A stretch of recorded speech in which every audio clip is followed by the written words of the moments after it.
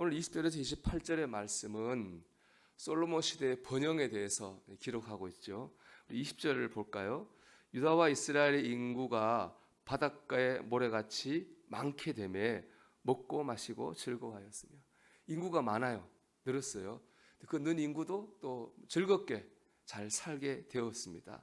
21절은 이제 왕국의 경계입니다. 북쪽으로는 유브라데 강에서 남쪽은 애굽까지, 그리고 서쪽으로는 블레셋 사람의 땅 지중해까지. 그러니까 이스라엘 역사 가장 넓은 영토를 차지하였습니다. 그리고 22절부터 25절까지는 이 왕국의 풍요로움에 대해서 기록하고 있는데요. 특히 강조되는 말이 뭐냐 하면은 평화와 평안이에요. 24절 하반절 말씀 보면 그가 사방에 둘린 민족과 평화를 누렸으니. 솔로몬이 외교를 잘한 거죠. 주변 나라가 전쟁을 안 했어요. 평화로웠습니다. 25절 보면은 솔로몬이 사는 동안에 유다와 이스라엘이 단에서부터 브엘세바까지에 이르기까지 각기 포도나무 아래와 무화과 나무 아래에서 평안히 살았더라. 내적으로도 어떻게 해요? 평안한 거예요. 나라가 보세요. 국민은 인구는 많아지고 땅은 넓어지고 밖으로는 평화롭고 안으로는 평안했어요. 글자 그대로 태평 성대를 누리게 된 것입니다. 인간적으로는 솔로몬이 정치를 잘했죠.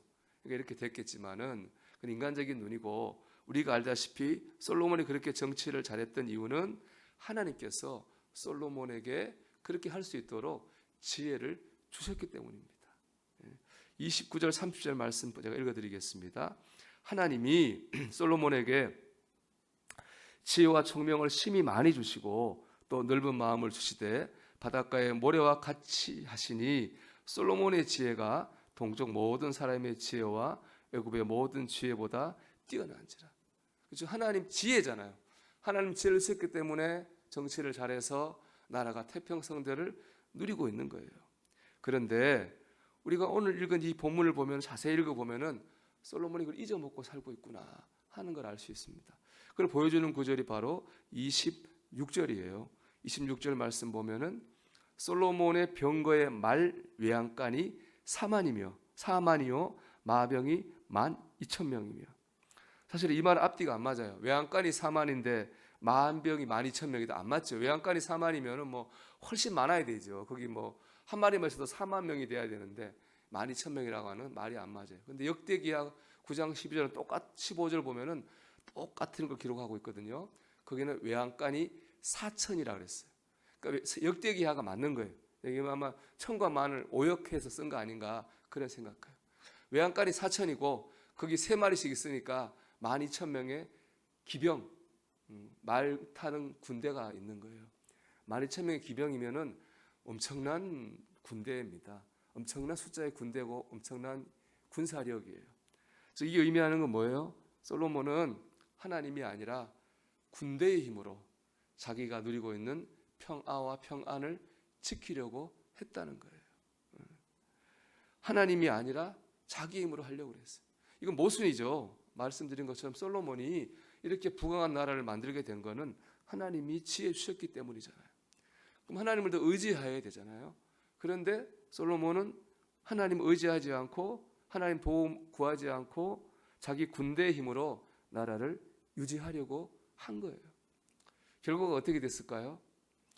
생각해 보십시오, 여러분. 이 12,000명의 군대를 유지하려면 뭐가 필요합니까? 돈이 필요하죠. 돈이 있어야 말도 먹이고 군사도 월급 주지 않겠습니까? 그 돈 어디서 나오겠습니까? 세금에서 나와요. 세금을 많이 걷었어요. 유지하려고. 그러면 세금은 누가 내겠습니까? 백성이 내죠. 백성이 당연히 세금 내느라고 힘들 수밖에 없어요. 거기다 세금이 또 불공평합니다.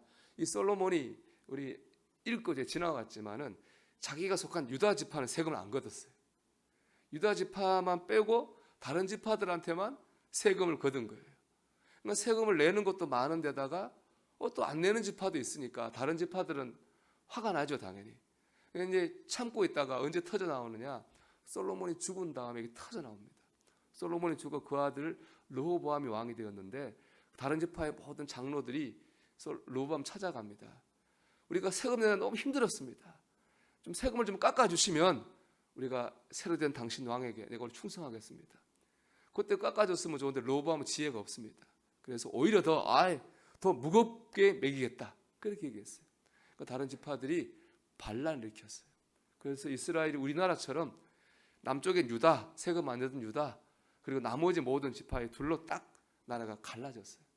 그리고 서로 죽고 죽이는 전쟁을 하고 결국 마지막에 다 망하게 됩니다. 이 같은 동족이 갈라지는 동족 상잔의 비극이 일어나게 됐습니다. 그 모든 비극의 시작은 여기에서 나오는 거예요. 솔로몬이 하나님이 만드신 지혜로 주신 이 좋은 나라를 하나님 의지에 살려고 하지 않고 자기 어떻게 하려고 하다 보니까 그것이 오히려 나라가 갈라지고 모두가 다 망하는 비극을 일으키게 되었습니다. 여러분, 하나님을 의지해야 됩니다. 꼭 무슨 일이 생기고 어려운 일을 만나고 의지해야 되는 일이 있을 때 의지하는 게 아니라 평상시에 아무리 없었잖아요. 솔로몬 평안하고 평안했잖아요. 아무리 없을 때에 하나님을 더 의지해야 됩니다. 여러분, 우생마사라는 말 들어보셨는지 모르겠습니다. 이 소하고 말이 있잖아요. 소하고 말이 수영을 둘 다 잘한답니다. 근데 수영하는 스타일이 평상시에 땅에서 하는 거하고 똑같은 스타일이에요. 소 어떻게 걷습니까? 느리느리 천천히 걷잖아요. 소는 수영할 때도 그냥 물에 몸을 맡기고 천천히 간답니다. 말 땅에서 어떻게 해요? 막 달려나가잖아요. 수영도 그렇게 한대요. 말은 막 빨리 헤엄쳐가지고 물살을 막 헤치고 나간대요. 스타일이 다. 그러니까 말이 훨씬 빠르죠, 소보다. 그런데 큰 홍수가 나면 이게 완전 상황이 달라진다 그래요. 큰 홍수가 나면 물살이 거세지잖아요. 소 어떻게 돼요? 가만히 있잖아요. 물에 몸을 맡기고. 그러니까 떠내려가는데 안 죽는답니다. 죽는 경우가 별로 없대요. 많은 소들은 산다고 그래요. 말은 어떠냐? 말은 막 물을 거세 물 헤치려 나가다가 말은 죽는데요. 그래서 거기서 나온 말이 우생마사, 소는 살고 말은 죽는다, 그런 말이 나왔다 그래요. 여기 우리 지혜가 있다고 생각합니다. 하나님께 맡기는 삶을 살아야 됩니다.